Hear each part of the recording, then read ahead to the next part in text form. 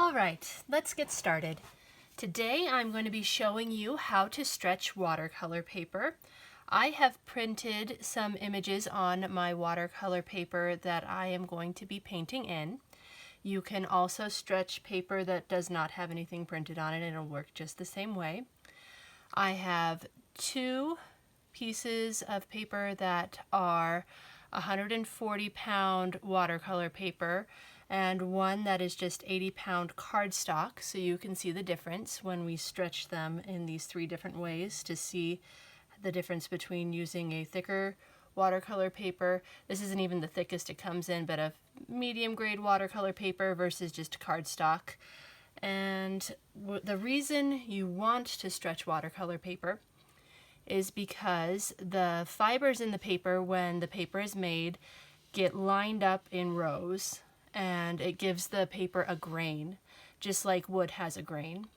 And that all the fibers, when water gets on them, will absorb water and they will stretch out lengthwise. And then when the water evaporates, they shrink back down, but they kind of don't shrink back down in that perfect straight line. And it makes the paper buckle and get wavy, and then your watercolor pigment will get stuck in the valleys. And it just makes it harder to paint, and it's not a very finished looking product if it gets really wavy. So to fix that problem, we are going to stretch our watercolor paper.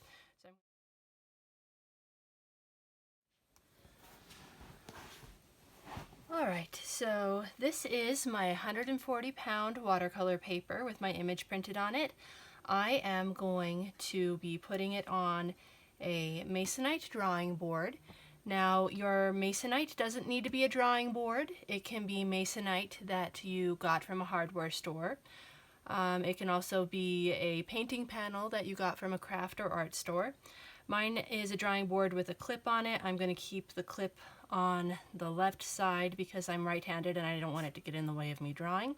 And it has a little handle cut out of it, but that's not necessary for this. I also have some foam brushes, some water, some toilet paper. You can also use paper towel. Toilet paper is just cheap and I have it on hand. So I have that to blot up any extra water. And I have some painter's tape. You can also use artist's tape or gum tape. Gum tape is a tape that only has its adhesive work if the adhesive gets wet. I don't like working with it because it's very messy. So I'm going to use painter's tape. And the first thing I'm going to do is take my watercolor paper, and my image is printed on the front, which is the front of your watercolor paper is treated a little bit different from the back of your watercolor paper. It has a little bit more sizing on it, which is just a treatment that they put on the paper so that the pigment can spread out a little nicer. So I want to start by working on the back of my watercolor paper.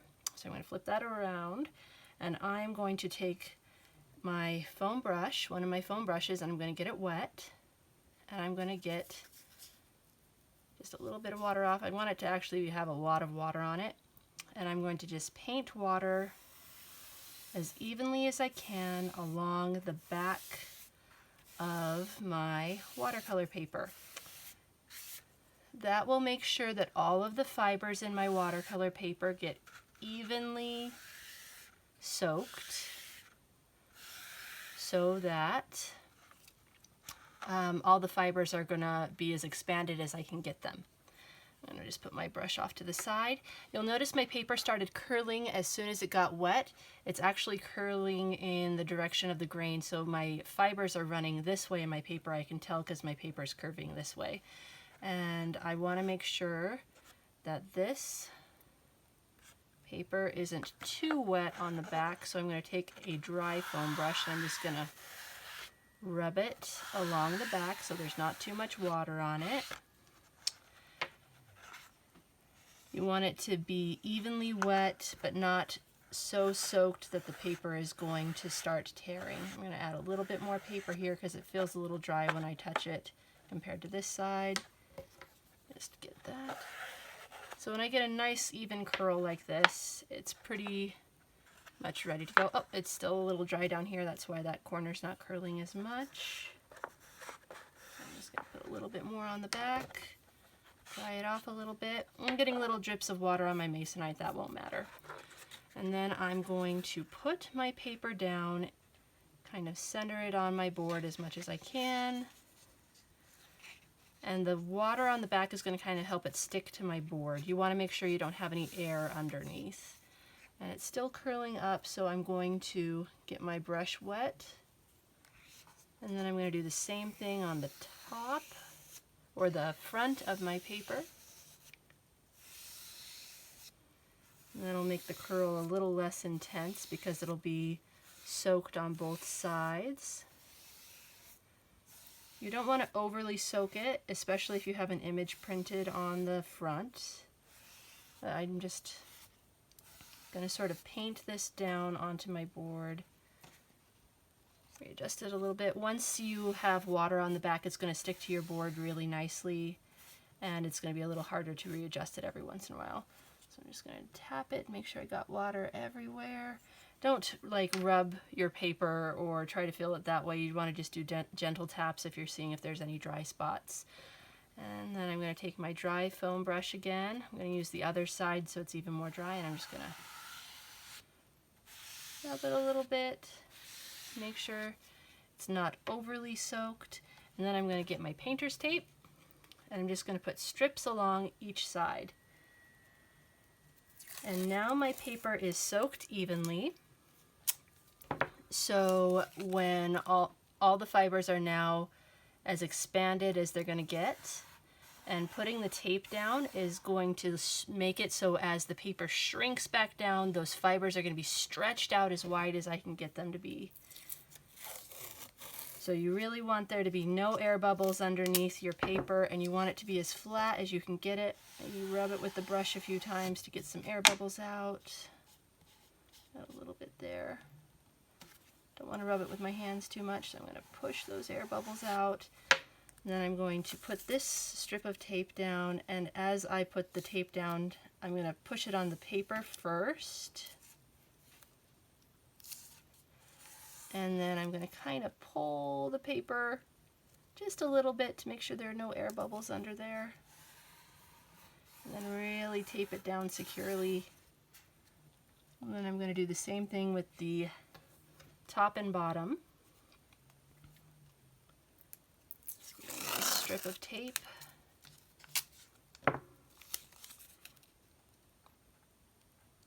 Making sure not to cover my image. That's securely put down.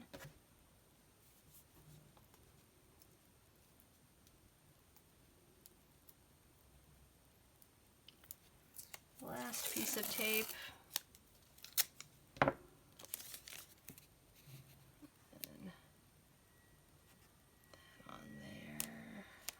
Top.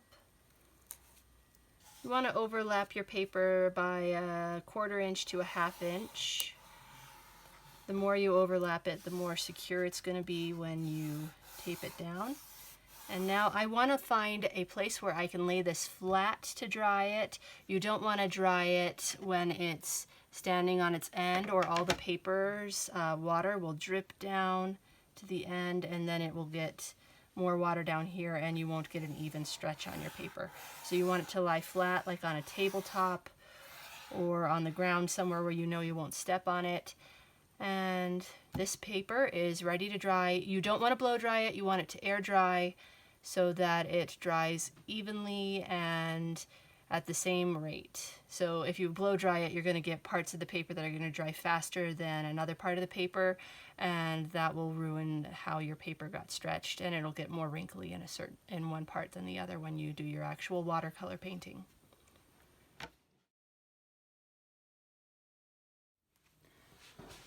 Alright, time to stretch another piece of 140-pound watercolor paper. This time, instead of putting it on a drawing board, I'm going to go with a cheaper option for my backing, which is some craft foam board.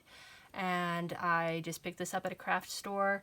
You can find them at almost any craft store. The one thing with this is it's lighter, so it's easier to move it around. It's less expensive than buying a drawing board, but you can only use it once, maybe twice, and then it's going to just have had too much water on it and it's going to break down and you're not going to be able to use it for very long. So I'm going to stretch this watercolor paper the same way. I'm going to start with my foam brush, and I'm going to actually move my foam board out of the way because I don't want it to get too wet. And I'm going to get my watercolor paper flipped around, get some water on my brush, and paint the back just like I did with my other watercolor paper that I did earlier. Evenly soak the back. Put that brush to the side. Take my dry brush, pull off any extra paper so it's not too soaked. I'm going to move this up here, get a little bit of my toilet paper to just dry off some water off the table.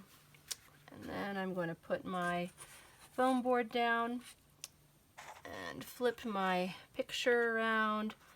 Center it on my foam board. You want to make sure that when you cut your foam board down, because these come in very large sheets, I cut mine down so it's about a little over an inch wider than my picture is. That way I'll have plenty of room to add tape. I'm going to get the paper wet on this side as evenly as I can. Trying not to get too much water on my foam board. There we go. That looks and feels pretty even. There's just a little bit too much water here, so I'm going to dab that up. And then I'm going to go over it with the foam brush. Kind of flatten it out and make sure there's not too much water in one spot. And then I'm going to dab off some water where it touches the foam board. Where the foam board just got a little bit too wet, I mean. Then I'm going to take my tape and do the same thing I did with the other watercolor paper. Just get strips of tape. And I'm going to start with this. I got a little too much tape, tear some off.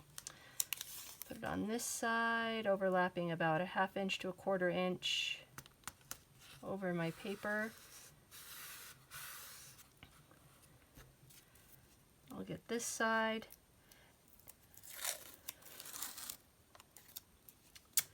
Now you might be wondering why I'm not just taping this down to my table, why I'm using boards. And the reason I'm doing that is because when you're doing a watercolor, sometimes you want to be able to lift up your board and tilt your watercolor a certain direction so that it will make your color and water run a certain way and give you a different look. So it just gives you a little bit more freedom when you're doing your actual painting. And it also is a little bit easier if you're doing more than one project. It won't take over your table while you're waiting for a layer to dry. You can always move it out of the way and then put another board with another picture up if you will need to work on more than one project at a time. So let's get the last piece of tape on this.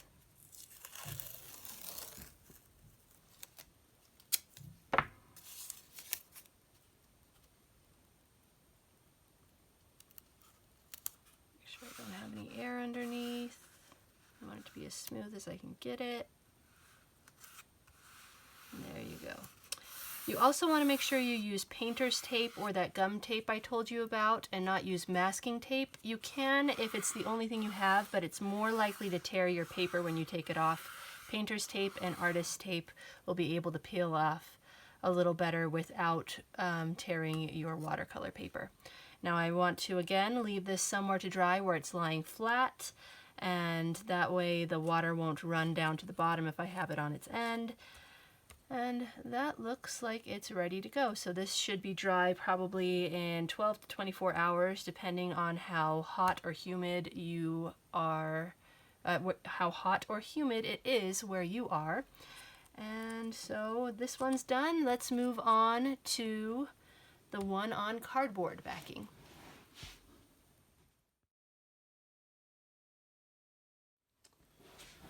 Alright, this time I'm going to be using cardstock paper instead of watercolor paper, and it is going to be put on a cardboard backing. This is probably the least expensive way of stretching watercolor paper. This isn't even watercolor paper, it's the least expensive type of paper I would suggest using. If you want to save money, don't use computer paper. I know it's probably going to be tempting because you're going to have some and it's really easy to print on, and you don't need to go to the store and grab cardstock paper, but it's just not going to hold your watercolors very well. If you want it to look good, you need to have at least this thick of paper, and it's not going to look as good as the watercolor paper. I highly suggest going with watercolor paper, but if you're just starting out and you want to practice and you have some cardstock paper, it's better to paint than not to paint. So let me show you how to do this method.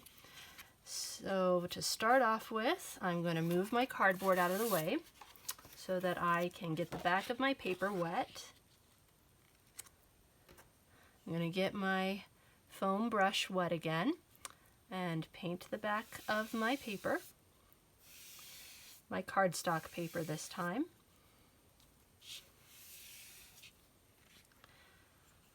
And you'll notice the grain on this paper is going in this direction as opposed to the fibers are going this way. That's why it's curving this direction.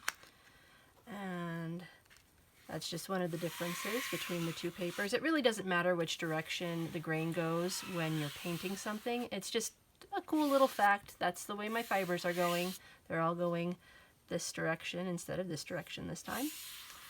I'm going to go ahead and take off some of the extra water with my dry brush, and then I'm going to move this out of the way for a little while and take some toilet paper or a paper towel if that's what you're using and dry off my table so that my cardboard won't warp. Cardboard is really nice. Well, it's cheap and it is a little bumpier, so that's going to affect the final texture of your final artwork.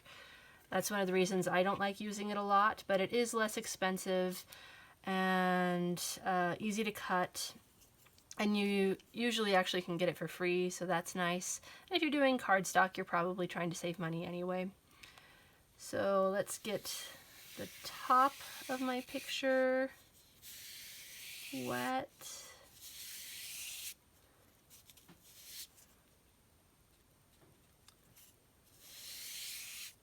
Go. You'll notice this is already buckling a lot more than my watercolor paper because this hasn't been treated with that sizing I told you about earlier that helps it absorb water in a different way. This is just regular paper, so it's not going to be as good as watercolor paper again, but it will work in a pinch. Now, instead of using tape, I'm going to be using staples, and you can use the stapling method with foam core as well. I'm just showing it on the cardboard because it's thin, it's easy to get through with the stapler, and just if you're using things you already have around the house like cardstock and cardboard, you might not want to run out and get painter's tape. So what I'm going to do is I'm going to use my stapler. I'm going to make sure that when I cut down my cardboard, my stapler can reach my picture. And I'm going to just start in the middle of one of my edges and just staple that down. And then I'm going to flip it around and staple the other side. The one thing with the staple method is you are definitely going to lose some of your paper because it's going to have holes in it. And so you're going to have to cut down your image. So make sure your image has enough space to be able to do this. And I'm going to pull the paper towards the stapler as tight as I can, and I'm going to staple the exact opposite side. Now if you're using a thicker cardboard or a foam board, you might need to open up your stapler and staple this way. Mine is thin enough that I can just staple the traditional way. And then I'm going to pull from the center with my finger and pull to the edge. Staple this edge right in the middle, as close to the middle as I can. And do the same on this side. And then I'm just going to keep adding staples, probably about a ½ inch to an inch apart, being sure to stretch my paper as much as I can to get the wrinkles out. And I'm always going to alternate which side it is, this side and then the opposite side, so that it gets a nice even stretch. And then when the paper contracts, the staples will hold it in place. Let's do the other sides first. And that'll hopefully keep my paper from getting too wrinkly as I work on it. It's cardstock, so it's going to have some wrinkles no matter what I do, because it's just not designed to take watercolor as well as watercolor paper is.